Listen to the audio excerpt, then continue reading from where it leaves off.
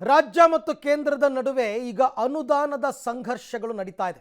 ಕೇಂದ್ರ ಸರ್ಕಾರ ಬರಗಾಲ ಪರಿಹಾರವನ್ನು ಕೊಟ್ಟಿಲ್ಲ, ಜಿಎಸ್ಟಿ ಹಣ ನಮ್ಮ ಪಾಲಿನದ್ದು ಕೊಟ್ಟಿಲ್ಲ ಅಂತ ರಾಜ್ಯ ಸರ್ಕಾರ ಆರೋಪ ಮಾಡ್ತಾ ಇದೆ. ಈ ಹಿನ್ನೆಲೆಯಲ್ಲಿ ಕೆಲವೇ ಕ್ಷಣಗಳಲ್ಲಿ ಸಿಎಂ ಸಿದ್ದರಾಮಯ್ಯ ಸುದ್ದಿಗೋಷ್ಠಿಯನ್ನು ಕರೆದಿದ್ದಾರೆ.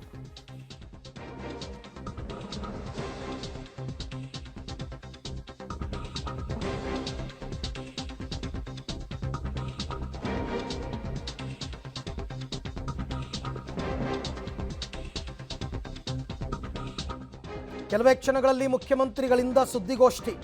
ಅನುದಾನ ತಾರತಮ್ಯದ ಬಗ್ಗೆ ಅಂಕಿ ಅಂಶಗಳೊಂದಿಗೆ ಸುದ್ದಿಗೋಷ್ಠಿಯನ್ನು ಮಾಡಲಿದ್ದಾರೆ. ವಿಧಾನಸೌಧದಲ್ಲಿ ಸುದ್ದಿಗೋಷ್ಠಿಯನ್ನು ನಡೆಸ್ತಾ ಇದ್ದಾರೆ ಮುಖ್ಯಮಂತ್ರಿಗಳು. ಅದರ ಜೊತೆಗೆ ಫೆಬ್ರವರಿ 7ನೇ ತಾರೀಕು ಅಂದರೆ ನಾಡಿದ್ದು ದೆಹಲಿಯಲ್ಲಿ ಮುಖ್ಯಮಂತ್ರಿ ಉಪಮುಖ್ಯಮಂತ್ರಿ ಸಾರಥ್ಯದಲ್ಲಿ ಪ್ರತಿಭಟನೆ ಕೂಡ ಹಮ್ಮಿಕೊಂಡಿದ್ದಾರೆ. ಎಲ್ಲ ಶಾಸಕರು ಕೂಡ ದೆಹಲಿಗೆ ತೆರಳುತ್ತಾ ಇದ್ದಾರೆ. ಸೊ ದೆಹಲಿ ಪ್ರತಿಭಟನೆಯ ಸ್ವರೂಪದ ಬಗ್ಗೆ ಮಾಹಿತಿಯನ್ನು ನೀಡಲಿದ್ದಾರೆ ಮುಖ್ಯಮಂತ್ರಿಗಳು. ಇನ್ನೇನು ಕೆಲವೇ ಹೊತ್ತಿನಲ್ಲಿ ವಿಧಾನಸೌಧದಲ್ಲಿ ಸುದ್ದಿಗೋಷ್ಠಿಯನ್ನು ಕರೆದಿದ್ದಾರೆ. ಯಾತಕ್ಕೋಸ್ಕರ ಸುದ್ದಿಗೋಷ್ಠಿ?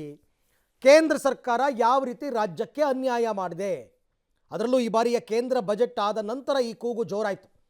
ನಮಗೆ ಬರಬೇಕಾಗಿರ್ತಕ್ಕಂಥ ನಮ್ಮ ಪಾಲಿನ GST ಹಣ ಕೊಟ್ಟಿಲ್ಲ, ಅಭಿವೃದ್ಧಿ ಯೋಜನೆಗಳಿಗೆ ಹಣ ಕೊಟ್ಟಿಲ್ಲ, ನೀರಾವರಿ ಯೋಜನೆಗಳಿಗೆ ಹಣ ಕೊಟ್ಟಿಲ್ಲ, ಜೊತೆಗೆ ಬರ ಪರಿಹಾರವನ್ನು ಕೂಡ ಕೊಟ್ಟಿಲ್ಲ. ನಮ್ಮ ತೆರಿಗೆ ಹಣ ಉತ್ತರ ಭಾರತದ ರಾಜ್ಯಗಳಿಗೆ ಹೋಗ್ತಾ ಇದೆ, ನಮ್ಮ ತೆರಿಗೆ ಹಣ ನಮ್ಮ ಹಕ್ಕು ಅಂತಕ್ಕಂಥ ಅಭಿಯಾನಕ್ಕೆ ಕೂಡ ಮುಖ್ಯಮಂತ್ರಿಗಳು ಬೆಂಬಲ ಕೊಟ್ಟಿದ್ದಾರೆ.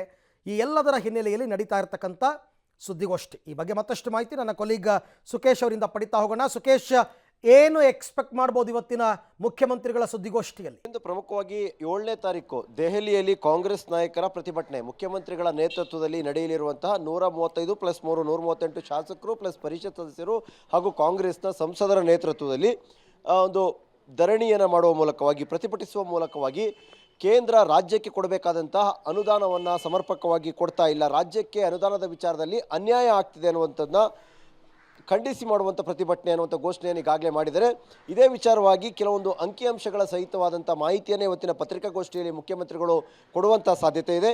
ಜೊತೆಗೆ ಪ್ರತಿಭಟನೆಯ ರೂಪುರೇಷೆ ಏನು, ಹೇಗಿರುತ್ತೆ ಅನ್ನುವಂಥದ್ರ ಬಗ್ಗೆಯೂ ಕೂಡ ಇವತ್ತು ಮಾಹಿತಿಯನ್ನು ಕೊಡುವಂಥ ಸಾಧ್ಯತೆ ಇದೆ.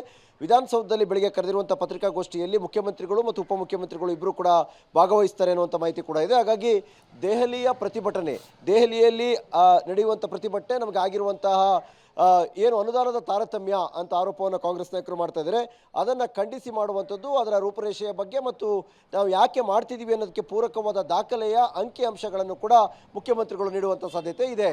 Arvind. Okay Sukesh, thank you. ತಮ್ಮೆಲ್ಲ ಮಾಹಿತಿಗಾಗಿ ಧನ್ಯವಾದ. ಇನ್ನೇನು ಕೆಲವೇ ಹೊತ್ತಲ್ಲಿ ಸುದ್ದಿಗೋಷ್ಠಿ, CM ಮತ್ತು DCM ಇಬ್ಬರು ಕೂಡ ಹಾಜರಿರ್ತಾರೆ.